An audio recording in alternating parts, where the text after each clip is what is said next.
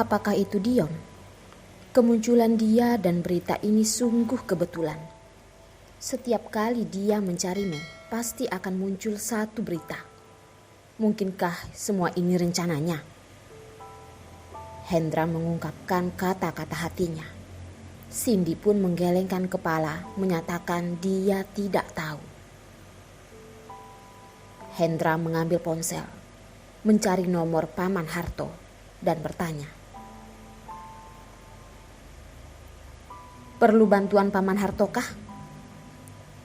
Cindy tidak begitu mengenal Paman Harto. Ia hanya tahu jika dirinya dalam masalah, Paman Harto pasti akan membantu mereka. Baiklah. Aku sangat tenang jika Paman Harto yang menyelesaikan masalah ini. Ucap Cindy mengangguk setuju. Dion bersandar di mobil melihat rumah Cindy yang masih terang. Hatinya merasa sangat tidak enak. Sampai dering telepon membuatnya tersadar. Melihat telepon dari ibunya, dengan keraguan dia menjawabnya. Karena sekarang masa depan Cindy dan Tian ada di tangannya. Ada apa? Dion bertanya. Kamu sedang di mana? Bukankah aku menyuruhmu pulang? Ibu Dion dengan kesal berkata. Dia sudah menyuruh pelayan memberitahunya dari siang tadi. Dan sampai malam, Dion juga belum muncul di hadapannya. Benar-benar membuat ibunya marah. Sedang di jalan, Dion menjelaskan. Kalau begitu, cepatlah. Kalau tidak, klub malam dan Cindy akan aku musnahkan. Ibu Dion memberi peringatan terakhir. Dion sangat tidak mengerti dengan kelakuan ibunya. Bukankah hanya sebuah berita? Perlukah dia bertindak seperti itu? Dion berkata, kalau begitu, biarkan aku musnah bersamanya. Setelah mengatakan itu, Dion langsung menutup telepon.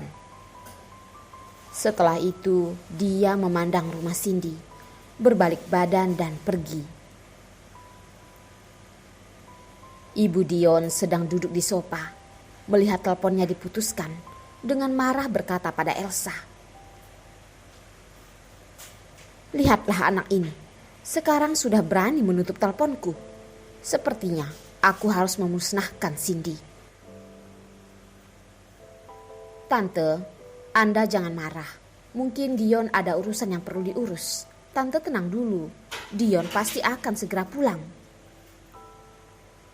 Elsa dengan lembut berkata. Dari siang dia belum pergi dari rumah keluarga Dion. Dia sudah berbincang setengah hari dengan Ibu Dion. Ibu Dion menepuk ringan tangan Elsa dengan senang berkata, kamu sangat pengertian. Kamu lihat Cindy setiap hari berada di tempat yang begitu tidak benar. Dia sama sekali tidak sebanding denganmu. Padahal aku masih berpikir dia tidak seburuk itu dan bermaksud untuk menerimanya. Untung kamu lebih cepat memberitahuku. Jika tidak, keluarga kami pasti akan menjadi omongan orang-orang. Tidak apa-apa. Aku hanya terlalu menyukai Dion. Tapi dia tidak menyukaiku. Namun, aku tidak akan membiarkan wanita yang hanya ingin memanfaatkannya melukai Dion. Elsa dengan serius berkata. Ibu Dion melihatnya begitu serius, merasa semakin memastikan bahwa Elsa lah yang pantas menjadi menantunya. Ibu Dion dengan senang berkata, Mbak Tara, tolong keluarkan anggur merah yang saya beli agar Elsa bisa mencobanya. Anggur merah apa ya? Elsa dengan heran bertanya. Aku tidak akan memberitahumu. Tapi ini benar-benar enak. Ibu Dion terlihat menyimpan rahasia. Mbak Tara mengeluarkan anggur merah dan menuangkannya untuk Ibu Dion dan Elsa. Wah, anggur merah ini benar-benar enak. Tidak heran adalah rahasia tante. Elsa dengan senang berkata, dengan hati-hati merasakan anggur merah itu. Oh ya, dengar-dengar Dion menamakan anak itu Tian ya? Elsa dengan heran bertanya.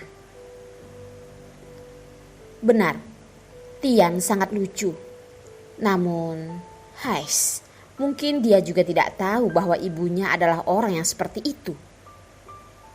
Ibu Dion menggelengkan kepala. Di dalam hati Elsa merasa sedikit aneh, karena itu adalah anaknya. Mendengar Ibu Dion mengatakan hal ini membuat merasa dirinya sendirilah yang sedang dikatakan Ibu Dion. Dengan gugup bertanya, kenapa? Apakah kamu tidak enak badan? Atau anggur merah ini tidak enak? Elsa menggelengkan kepala. Hatinya sedikit kacau dan berkata pada Ibu Dion, sebenarnya saya sedang memikirkan sesuatu.